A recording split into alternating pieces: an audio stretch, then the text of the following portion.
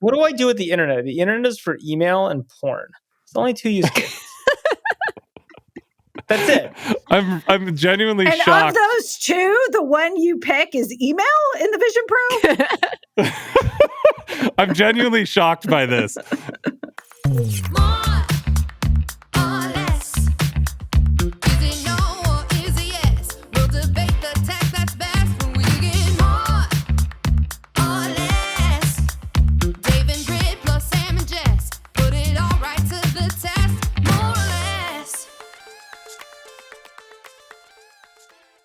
Greetings, friends. How goes it? Hey, guys. Well, we just got back from LA. Oh, my goodness. The jet-setting Morons and the for once at home lessons. Well, what were you doing in everybody. LA? I have no idea. What were you doing in LA? I would imagine 50% of our podcast listeners were also in LA this week. It was nice to see you all. It was I had more conversations about the pod in one day than I've had since we started doing this. So it was pretty cool on that front. Yes. We should get Mark Schuster to sponsor our podcast as he grows his live events empire. Yeah. Or we should sponsor their conference. Anyway, so Ooh, it was there's an idea. We get paid. We don't pay. Distribution, Sam. We still have to work out business models here at More or Less, but before we get too far down, let's welcome all our listeners to yet another week of More or Less. I feel like I could just make claims about this podcast. Silicon Valley's favorite podcast, More or Less, brought to you by the Lessons and the Morons. I'm Jessica Lesson of The Information, here with Sam Lesson of Slow Ventures, Britt Morin of Offline Ventures, and Dave Morin of Offline Ventures. And we're happy to be here. Okay, now that we have told people what we're doing here, tell us more about this LA event. Okay, so it's called the Upfront Summit. It's been going on for how long, Dave? A decade? I don't know. Probably a decade. 1,000 years. 10,000 years before when venture capitalists were cavemen. I do have to give props to Mark Schuster. He's created something really special, and it was really great, I thought. Yeah, it's not like one of those events where all the junior people go. We paid for tickets. Yeah, I've heard they're getting expensive. How much did you pay for such ticket? They're kind of expensive. They're like $3,000. You spent Well, times a couple. $3,000 to talk to venture capitalists? Jess, you have information summits that cost money. Don't act like this is a $750. Until now, I'm going to add a few zeros. You should actually. Here's why, Jess. Okay. You know why? Because price equals quality, guys. Price equals quality. You charge more, it's worth more. The $1 Million Summit. The caliber of people that were there is legit. It's not the junior people. It's very curated. It's all the main people from the LP side. Curated people. It's not 10,000. It was like 500. Okay. Yeah, it's like 500. No, it's a good event. We're pro, but just to keep pushing it, I will tell you. My team, half the information newsroom is there, to be clear. We like it. I will say, I was also talking to someone. Apparently, they're now also charging LPs, which is very impressive. And, wow. For Jessica, for your business model, I was with an LP who was talking about it, and they were like, it's like $2,000. Doesn't matter. So I think the reality is always charge more because no one cares what it costs. It's all expensed.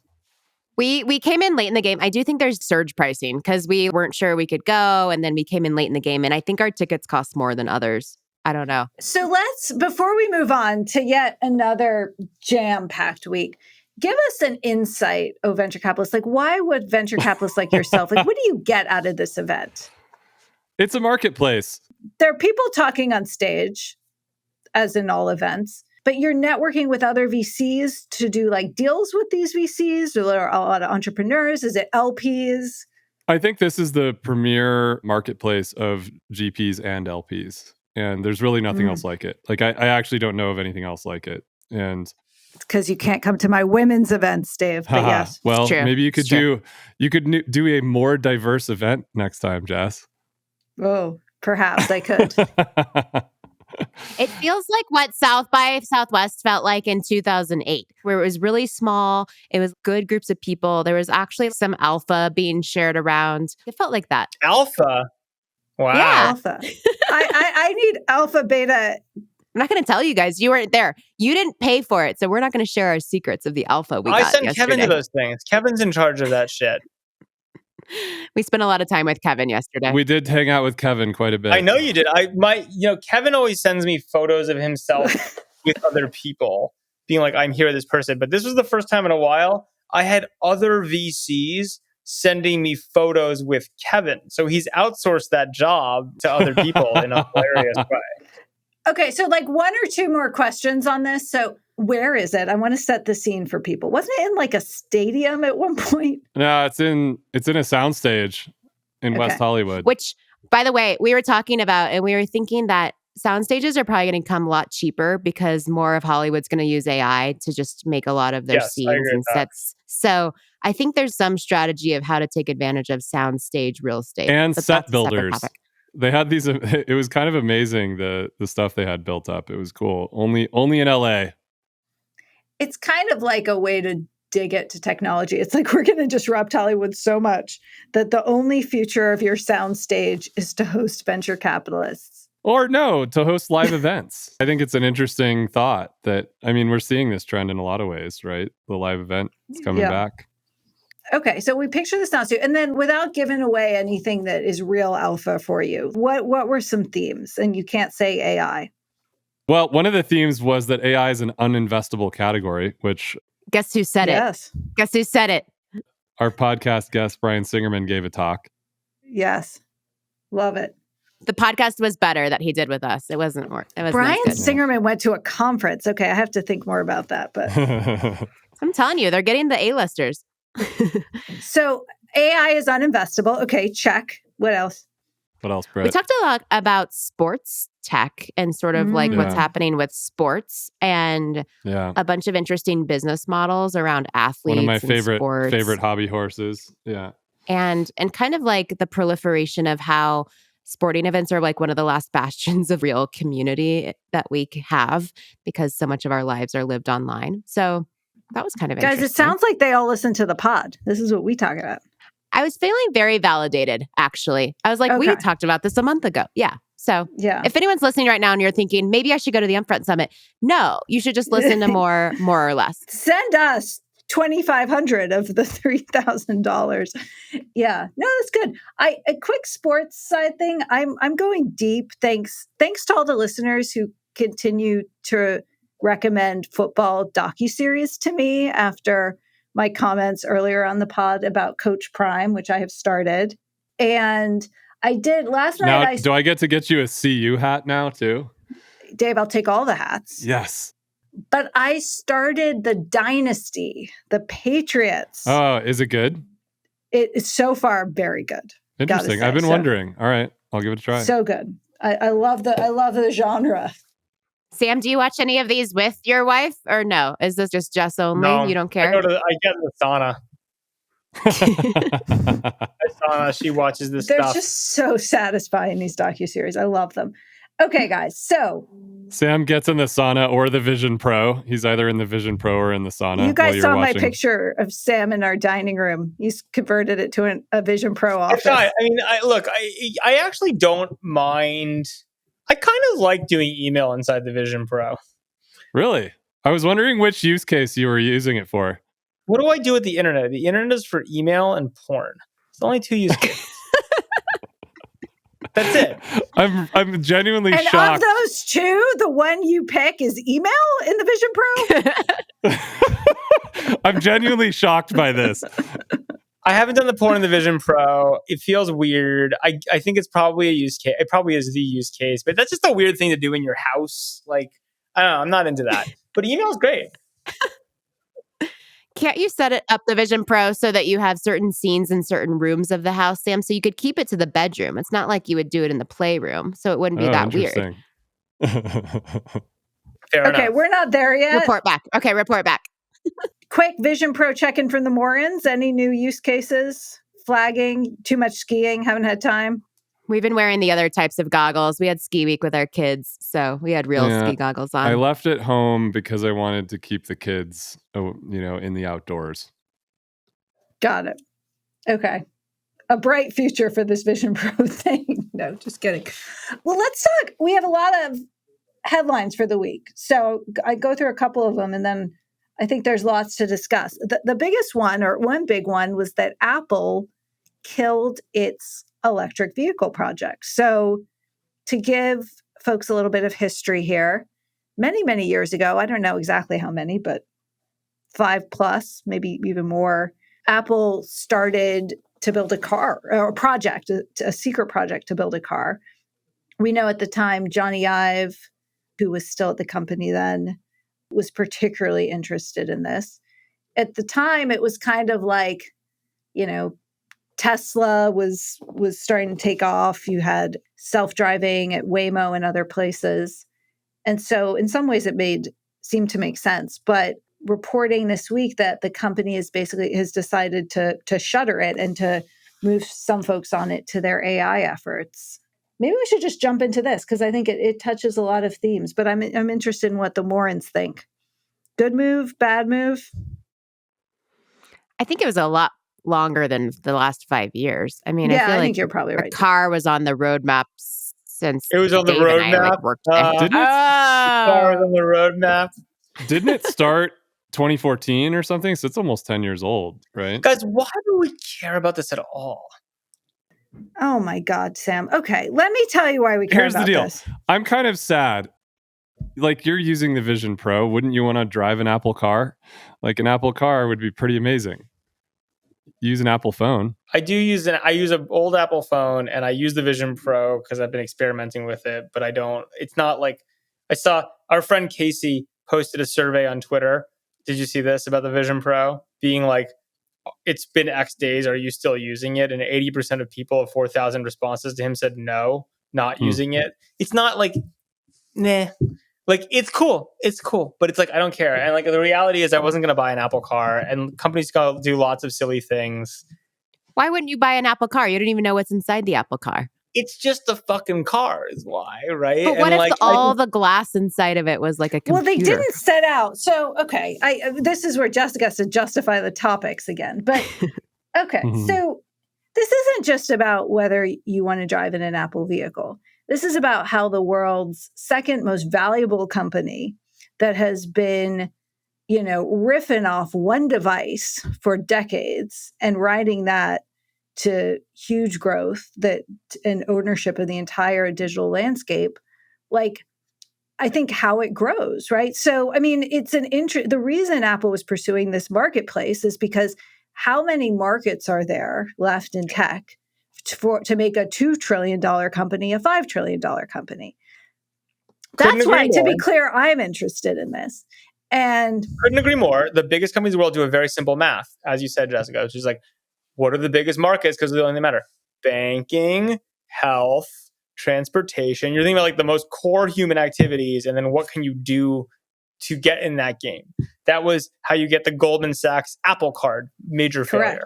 Right? Also disaster. Yeah. That is how you get all the weird health shit these companies do. Or transportation cars. They have no business being in these markets, but they're so big that they just like have to have some idea of what to play in because they're out of ideas at a scale. Now, the interesting thing for me is like how to get a $2 trillion company is the answer actually is not to do this type of consulting analysis of what are the biggest markets and how do we shoehorn ourselves in there regardless of whether it makes sense. It's the NVIDIA thing, right? We're just like, actually, we're just in a thing that turns out to be way bigger than you even thought, doing what we do, right? And so that's the thing. I think the thing that I blasely get frustrated by is like, the best companies in the world don't just do a market map of what human beings do, and they're like, ooh, humans sleep a lot, like we should be in the sleep business, right? Or ooh, humans drive a lot, we should be in the driving business. They have like a really interesting and organic flow through take on like how what they do and what they're awesome at adapts. And like, I just think that the car thing, they'll say, oh, we're a hardware company. It's all just hardware. It's a moving computer. I just think it's like too simplistic. And like, I kind of disrespect those types of efforts. So I'm glad they stopped it. Dave, what do you think? As the one of the two people who worked at Apple.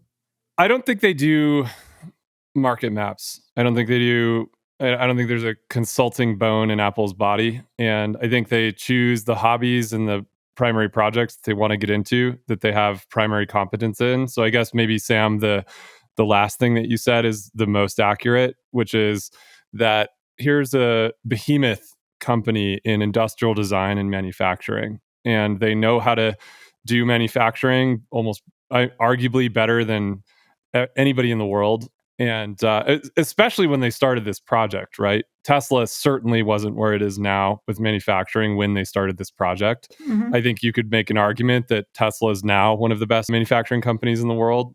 Obviously highly specialized in this form of moving computer, as you put it. But, if you're looking at your assets and your interests and you're saying, like, where can we take our expertise in personal computing? Where's an industrial design project that we're really interested in and that we think we can make improvement to people's lives, right? And Apple tends to think that way. That was the way Steve thought. I think that's the way everybody down there thinks, is like, what's the product that we want to do? Because we know that if we do it, it will make it the best in the world. It will actually make people's lives better. I think these days they say it will actually enrich people's lives.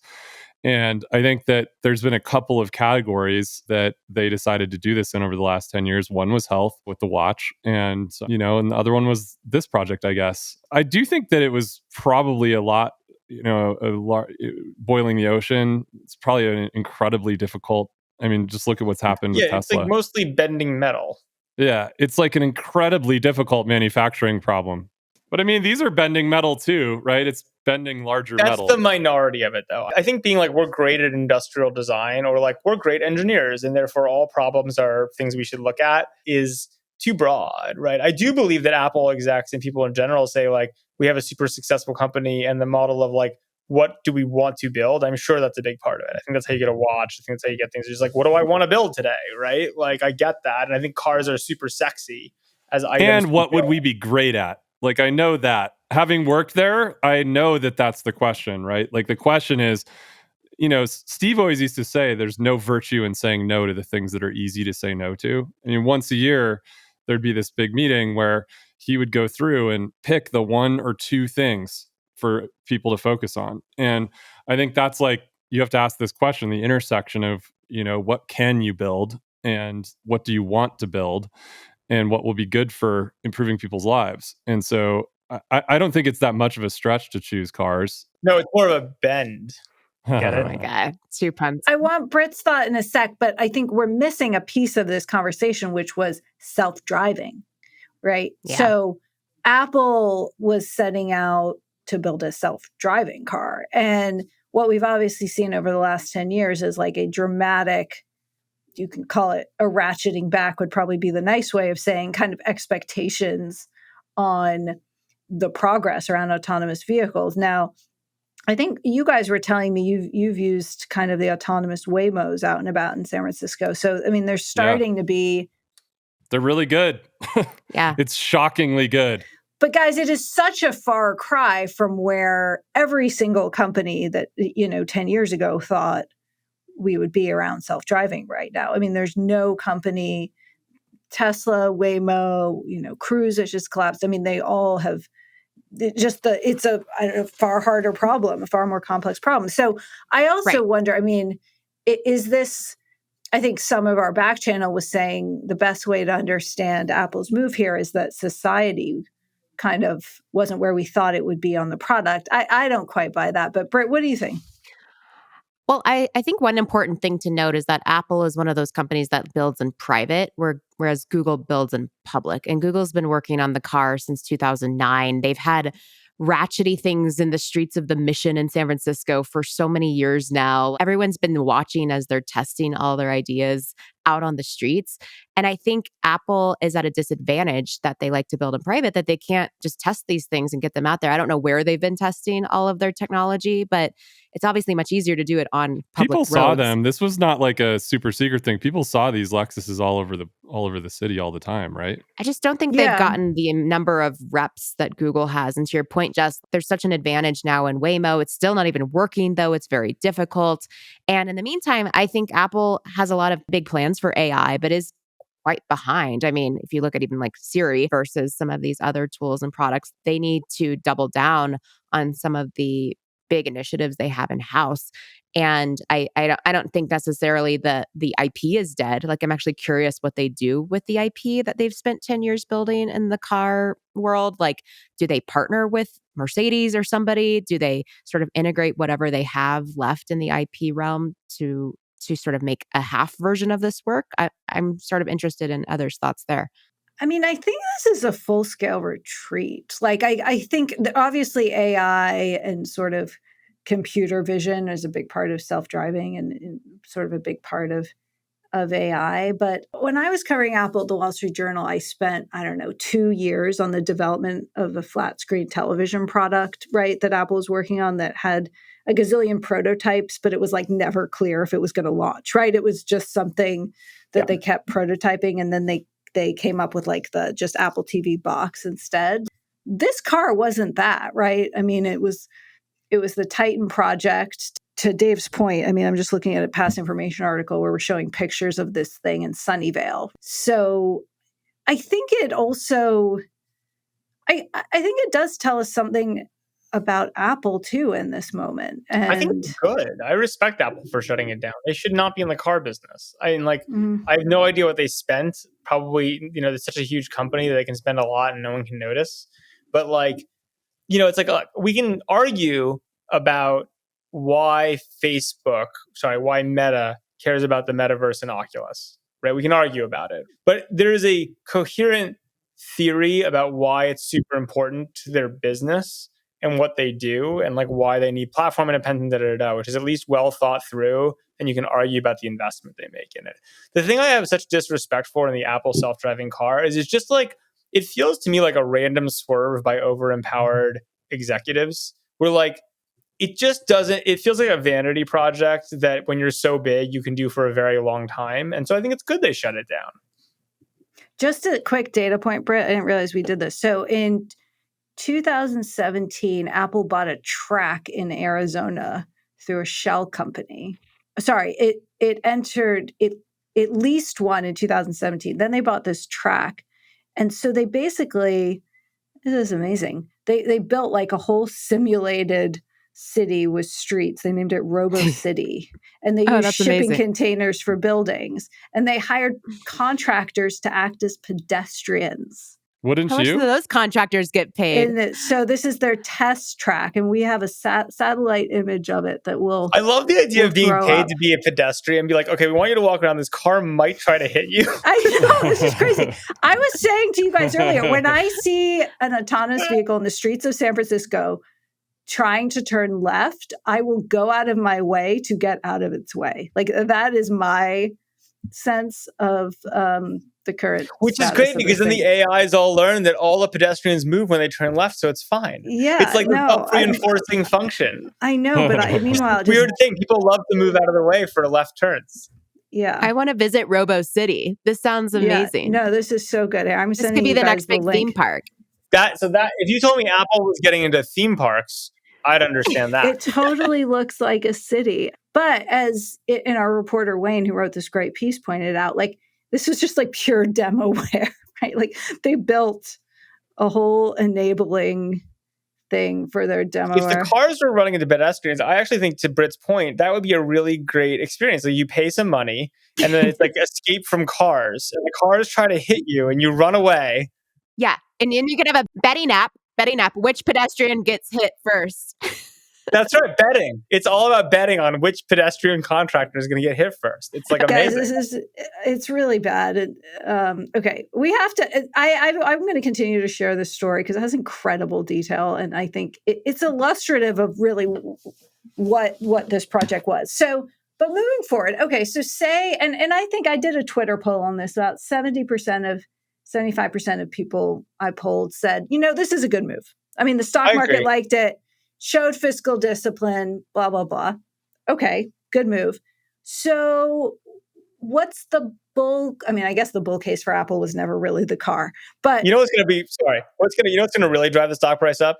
When they announce that they're shuttering the theme park for hitting pedestrians. That stock's going to rip. People are like, thank God what discipline they shut down their theme park. We should also. What's coming to mind, as we progress with this episode, which hopefully does progress, and we get to some of the other PR crises facing the tech industry right now, aka Google, comparing those to hitting pedestrians in theme parks. To be clear, we don't know how many pedestrians were actually hit. It's very possible no pedestrians were hit. That makes it really hard to bet on it. Yeah, but okay, so. If the vehicle market is not going to be Apple's next $1 trillion opportunity, what is? Britt, what do you think? I mean, I think localized LLMs, chips, I think they're going to enter this race in a whole new way. And I think they're going to have a lot of really interesting advantages and sort of tailwinds behind them. So AI and money that they make by selling more phones because of AI, or what? I think the software, like the OS and the software, becomes much stronger because of what they're doing across the board. And I think people will pay more for a lot of different parts of that, and they'll continue to have more of a monopoly on their current consumers and users because of the strength of everything they'll be launching.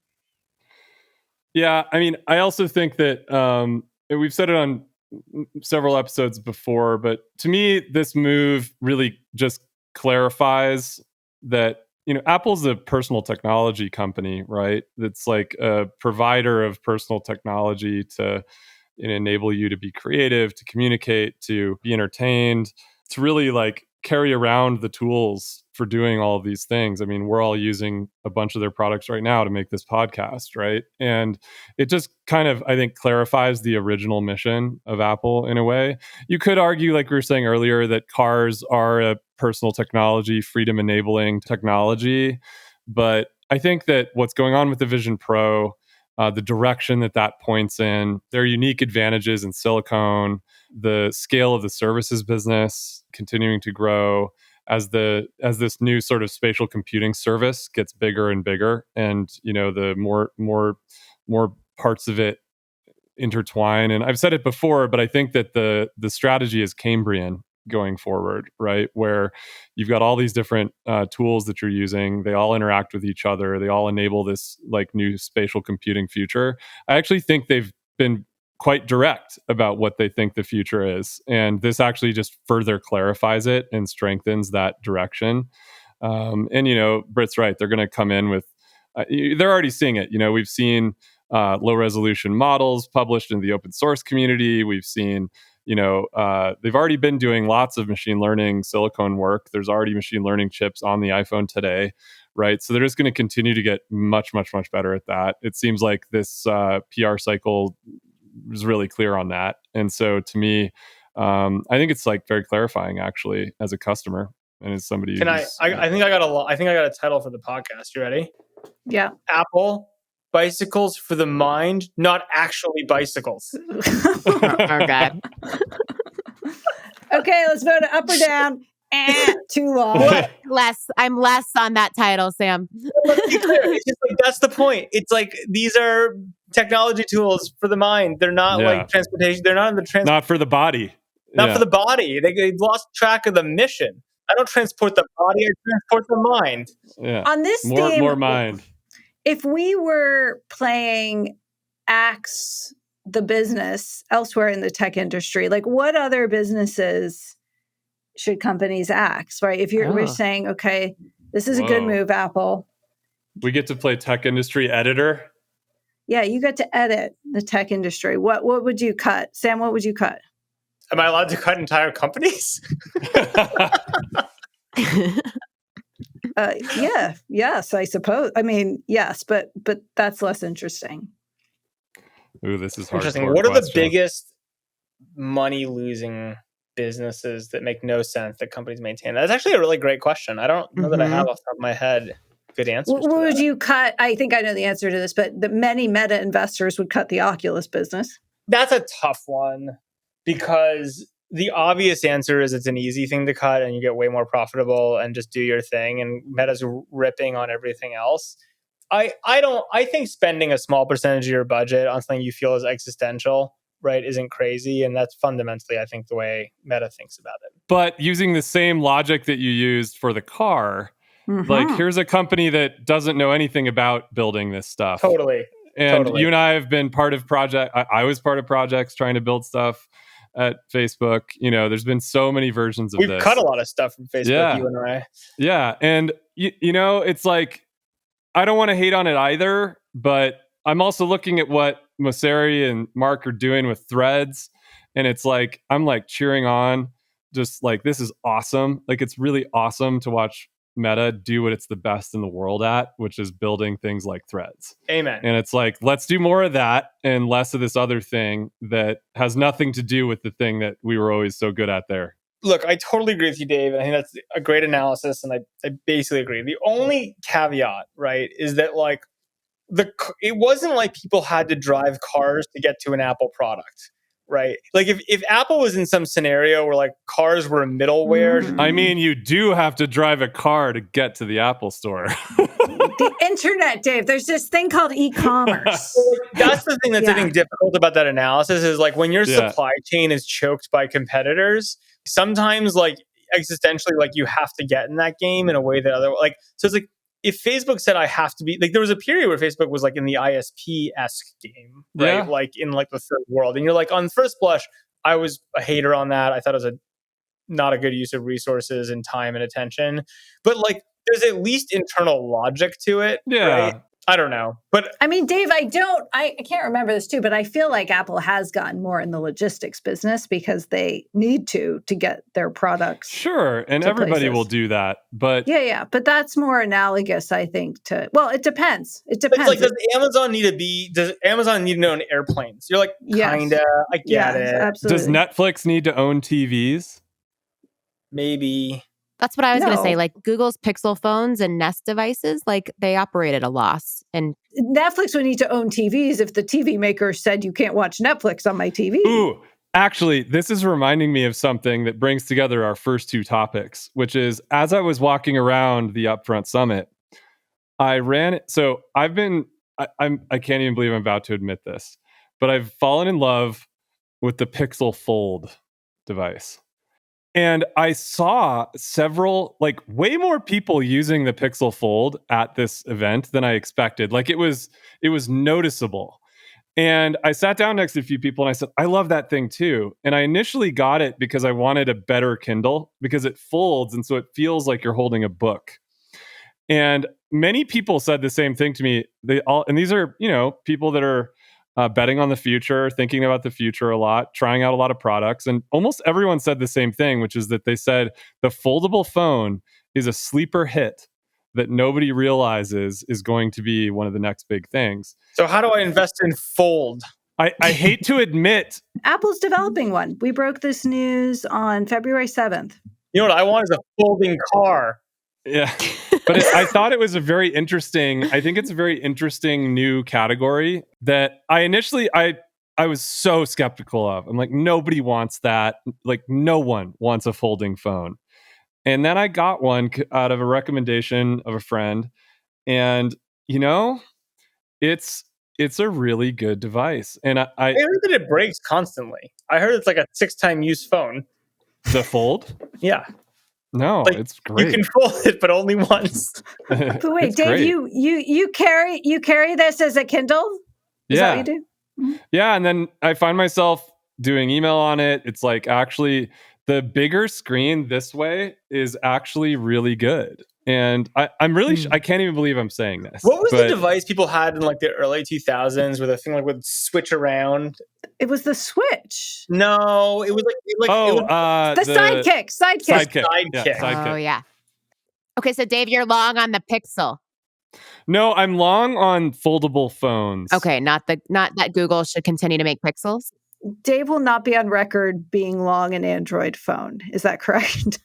Oh, no, good I question. Won't. He's less that, not more. I don't want there to be any misquoting. Yeah, don't misquote anything. Me on that. I would never misquote you on that. Okay. Oh but I mean, it does have Gemini. Heads would roll. Whoa. Watch out, everyone. Dave, ready? Dave isn't long the foldable phone, but he is wide the foldable phone. Oh my God. Guys, when Sam. we take past 3 p.m., Sam just tries to do singers. 3 in a row, Sam. It's so good. Bicycles for the mind, wide versus long. Dave, I do think you're onto something. I think this is why Apple has been prototyping a foldable phone, as reported by The Information. I think you're right. I think there's something to the category. Whether they launch it or not, who knows? It's an easy category to laugh at. You're like, what? Like, who cares? Like, every year at CES, there's these launches of various electronics that there's a lot of them where you're just like, who cares? No one's ever going to use that. They're just like doing something weird. But I don't know. There's something to this one. Is the stylus coming back? Are we going to argue for that? No.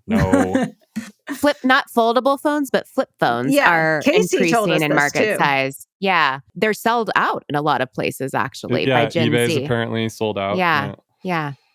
Stringer Bell. I don't know. Wow. I don't know. Okay, there's a lot to unpack here. Let's make our final segment here, the PR woes of Google. So they did this to themselves. Okay, let me explain the situation. Then you can do the hot take. Then we can do the more thoughtful take. Okay, so big kerfuffle on the internet. Google's new Gemini chatbot, which we've talked about here. Some people, not myself, had early access to. Thought it was quite good. Of course, it's more out in the wild now. The people of the internet start to test it, use it, find that when they're asking it for things like, show me pictures of the Pope, Gemini shows a variety of images of popes, Black Pope. But black or female, or basically nothing based in actual historical record of the papal kingdoms. So what do you guys, obviously this turned into an uproar. Everyone who hates Google, which turns out to be a lot of people in Silicon Valley, including some of its biggest rivals like Elon Musk or Mark Andreessen, or I guess not a rival, but in some ways a rival, immediately take to this and condemn the wokeness of Gemini. If those of you will remember when OpenAI first came out with its early models, exactly the same thing happened. And it actually triggered Elon to create X.AI, which... But even before that, it was even worse, right? When Microsoft was putting out those models, they were like atrocious the other direction, This is not a new issue, but this is the latest chapter, caused Sundar, CEO of Google, to kind of issue a stern, both an apology, but sort of a message to the troops about this being unacceptable. Okay, over to you, Sam. What's your take? Well, I'll give a silly take and a serious take. Well, maybe I'll just give a serious take. Here's the thing. When you take the internet, which is full of misinformation and noise, and then consolidate it all down into a model and pretend like you're speaking rather than all the voices and the websites of the internet, you centralize a lot of liability, right? So that's step one. When you then say on top of that, we're going to start shimming it and saying, well, we don't like what all these crazy people are saying on the internet because we know it's made up and bad. So we're going to shim it and change it on top of it with more crap. You're basically just centralizing an enormous amount of liability on yourself for all these types of things. If some random website on the internet decided to make images of the Black Pope and call it history, you'd be like, well, that's a stupid random source on the internet doing that. And I think this is like the big deep thing about a lot of these LLMs and like a lot of the way people are doing it is like the whole history of technology companies, the way the internet works, has been about effectively centralizing value and pushing out all the risk and liability to other people. You say, okay, like we're the search engine, like we're just searching, we can't, like we're going to index it, that's cool, but like no reps about what we're pushing you out to, and like it's not our content, hands off, section 230. And I think this is the weird part about the moment we're in, which is like all these companies in like this mad race for user interface have decided to like just centralize all the liability. And they're doing it, it's like, it's crap on crap, which is even more crap. Right. And like, I just think it's like inelegant and super dangerous for them, but it's also super dangerous for the world because you end up with a world where you have no idea what's true and what's not true. And I don't know, like, I just think like, I mean, it is hilarious. Right. And again, the woke arguments, I agree. Like, I think the fact that it's such a blatant display of like how gone awry a lot of our DEI and inclusion approaches have been, right, to like see some of this stuff.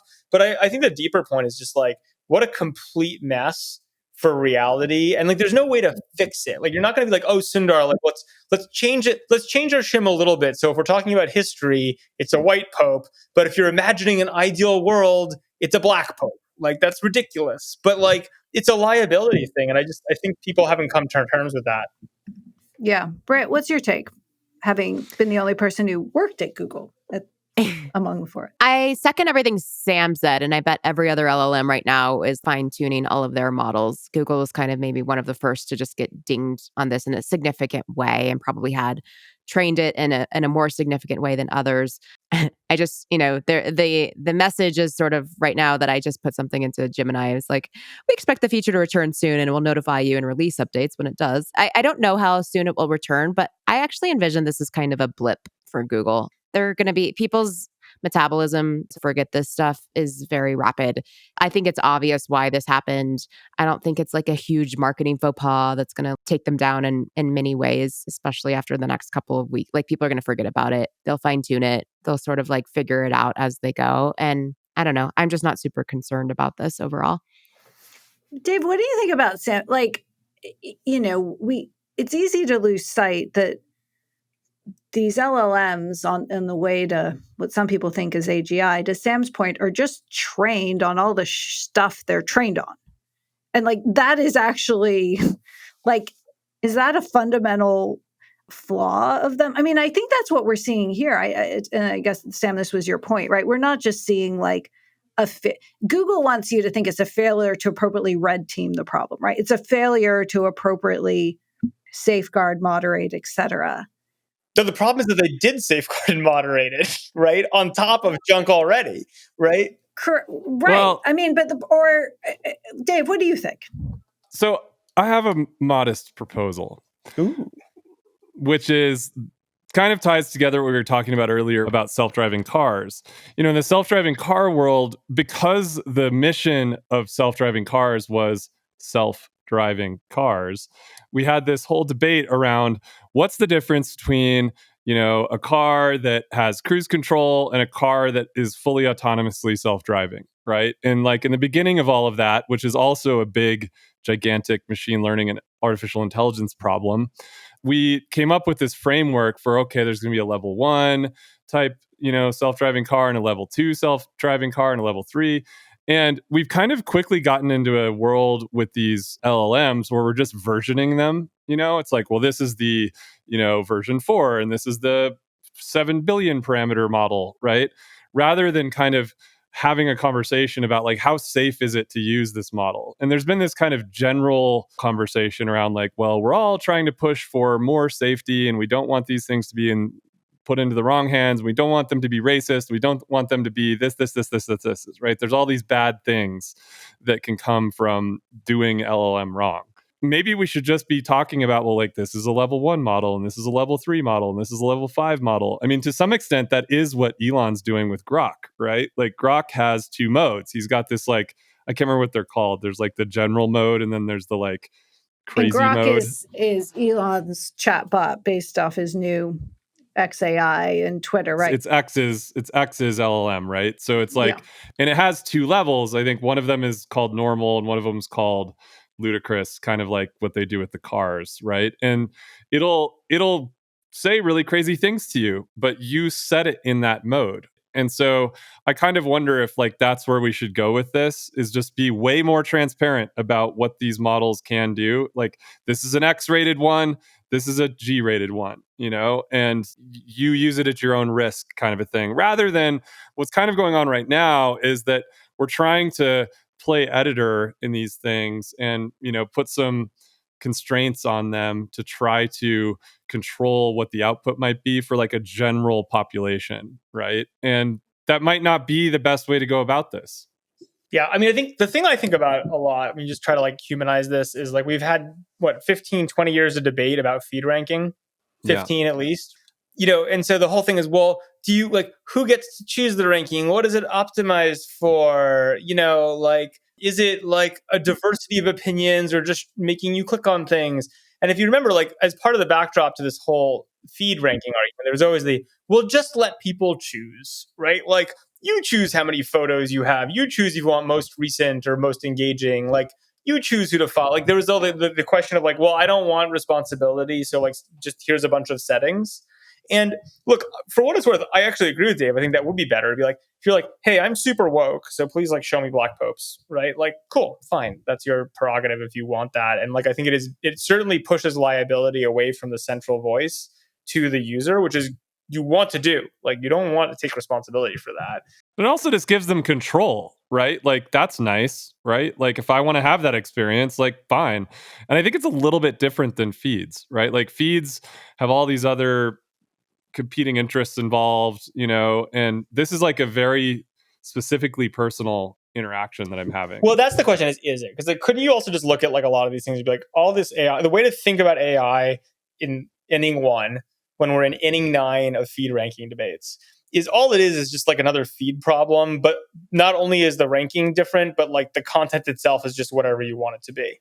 Right? It's like, if you think about it, you started with feeds that was like, hey, you select who to follow, and then like we'll make some choices about what to show you from that. Then you got to TikTok, which is like, nah, forget who to follow. We're just going to show you good stuff, but it's going to be from someone. And this is just like, don't even worry about that. It doesn't even from anyone. It's just, we just invented it, right? It's just like this kind of like moving So what's your ball, prediction? What does this mean for the future?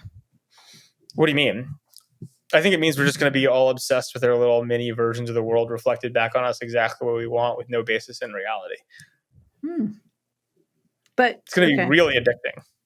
So we're going to pick our own AI. I think, Dave, you're right. I mean, I think that's how the builders of this technology also think it will go, right? But to Dave's point, the problem is, I think Dave articulates it really well. It's a great way to think about it, which is the model of we're so powerful, we're making an AGI character, so it has to have a voice, is very different than being like, it's just pure technology, choose your own adventure, you want a black pope, go for it, right? And like, I think that the second one is far more honest, right? And far more like how I would approach it. It does mean you're gonna have some crazy shit that you'll get these models to do in different ways, but it's more honest. But hackers are already doing this, right? Like, if you're a hacker, if you've got a GPU under your desk, and I mean, NVIDIA just launched a really pretty low cost tower that you can buy and put a GPU in your garage, and like, people are already doing this. I mean, you can do it on your laptop if you want. There are things, I think the problem is that works for like a spectrum of like wokeness or like relative thing. The problem is that there's going to be parameters where like, I really don't want my model to ever be used to kiddie porn, make a bomb, like that type of stuff. And the question of like how you like set those guardrails, right? Where you are taking some liability. You are saying like, I promise our model will not tell you how to design a bioweapon, but you can choose your own adventures within. There's still a line, and it'll still be debated. It'll still be really hard to manage, right? I think is the reality. We had a piece this week about Llama, Meta's open source model, where we were reporting that as part of the next version, the company is actually trying to figure out how to make the model more open to difficult questions. So they think that they've the guardrails have made it kind of like how useful. Sam is trying to make Harvard more open to difficult questions. Oh. Sure. Yes. Yes. But that was a right turn. Did Sam pay you to say that, Dave? No. So what do you think? So take it back to Google. We're running Google PR. What do we do? Right? So far the company's been like, we're so sorry. We made a big mistake. This wasn't ready. Is that the PR point you would take? Well, don't they have to be historically accurate? I mean, that's step one, right? Well, they don't have to do anything. They have to be I mean, I just think you keep shipping, right? Like, it's a great company, They to Sam's point, before feed ranking, there was search ranking, right? And these debates have been raging for a very long time. And, like, this is something people are using like millions, if not billions of time a day. And so you can just keep iterating and keep shipping. And like, I think that I agree with that 100%. No one's going to remember this in 6 months. This already happened with OpenAI. Microsoft released Nazi bots. Like, this shit's going to keep happening, and it will blow this incident. The difference is actually, much like Harvard, is not the incident. It is what it belies about their underlying structures and review processes and who's steering the ship that I think everyone's angry about. Right? Because it's like too obvious that what happened was they built a model, it worked a certain way, and some DEI experts with too much power came in and said, make a third of the faces black. Right. And the engineers were like, probably. It does seem like that's what happened. That's what happened. And then everyone's like, oh, sweet, we'll make a third of the faces black. Hooray, shim fixed. And like, that's what people are actually upset about. They're not upset that, like, of the issue or just to keep shipping in. Google should keep doing that. the thing that Google, I think, has to answer for, and it's not an immediate thing, but at some point, is the review processes that allowed this to happen and how they're changing their internal policies to make sure that, like, effectively you don't have the wrong people with the wrong power internally making these types of decisions. Yeah, and I guess that's why I brought up the Harvard thing, because I feel like there's this new premium in society. Like, I was actually reading about Dartmouth and what they're, they haven't gotten pulled into all of this stuff. And it's a lot because the president there has been really pushing for creating conversations on campus where you have, both sides of an issue, and you really actually do try to look at it from all the angles. And, I somewhat feel like the best podcasts that I listen to do this, right? And this is just a thing that I do think there's starting to be demand for, right? Like, I think people are I actually think people want this, and I think that's the other thing here, which is I think people are kind of, it's not just outrage, it's people saying, hey, like, I actually do want to see both sides, Well, and I think there's also a good thing that comes out of this is coming out of the universities too, which is, look, if the Sundar thing and this whole fiasco did nothing else, I would bet with a certainty of one, right? Definitely true, that there were internal people at Google who were messing around with this before it launched and like, ooh, this is kind of a problem, like that, like British sailors are completely ahistorical. But there's no way they didn't notice this. But I promise what happened was they did notice it. And then a bunch of people were afraid to speak up because these DEI issues are so charged and because the teams that run them are so dictatorial that everyone was afraid to be like, hey, this seems kind of crazy. Like, are we sure we want to do this? And I'm sure that conversation got stopped before it even started. And my hope is that this public outrage over this, some of the university stuff, allows people with very reasonable opinions like that to at least raise their hand and have an honest internal conversation. Be like, do we really want to ship something that's going to produce historical craziness, like Roman soldiers marrying people they would have never married in relationships that would be completely impossible? Do we really want to ship that? And I've been there. Like, I'm sure that there's a lot of people like, ooh, I don't have the right to speak up in this scenario, which is totally wrong. But like, I think the last 10 years of society has taught us too much. Yeah, for sure. So speak up is the... Speak up. Be on the record so that when someone is like, why did this happen? You can be like, I said something. Hi, Steve over here. We did notice this. Yeah. And if you're a leader, create the context for both sides, right? Like, enable both sides to speak up. It's not that there's anything wrong with the DEI conversation or the other conversation. It's that you don't want one side or the other to feel like they can't speak up, right? Like, that's what it comes down to. Yeah. And for what it's worth, is the type of thing where, like, if that had been raised to Sundar, if Steve in accounting had been like, I've been playing with our new Gemini model and this seems kind of messed up. And like Sundar's like, I've seen it. I've seen the other options. We're going with the, completely ahistorical one. Then it's kind of on him. It's like a liability shifting thing. And then you're like, well, Sundar, should you be in charge, right? Did you make the right call? But right now, I promise it's just that people are too scared to have the conversations. Fascinating. Okay. Well, I'm sure there will be more of this to come. In our final minutes, we need a PCC Pop Culture Corner jingle. On it. I could get our jingle girl to do that. Yeah, like what is catching your eye? I know we've got the Oscars coming up. I did my Oscars are coming up. Everyone needs to watch all of the Best Picture nominees so you could actively vote. Let's see. Here are a few things. I'm just going to rifle off a few things to keep people up to speed. All right. Okay. Taylor was just in Australia for like 6 nights of shows. Travis joined her. They went to the zoo, saw kangaroos, and everyone was aghast because Taylor brought a physical camera. And now these old school physical cameras are like selling out like hotcakes. You remember like those old, was it a Canon, Dave? What was it? No, it's an Olympus that she Olympus carries. Cameras. Yeah. So people are going back to the vintage cameras. The Canon Power Shots. Did she first corner the market in them? Yeah, undoubtedly. And the folding phone cameras too. All right. What else? By the way, Travis may have been there, but he was in LA during the Upfront Summit as well. And I don't believe he attended. I believe he was attending some art gatherings from my intel. Correct. An art show. Okay.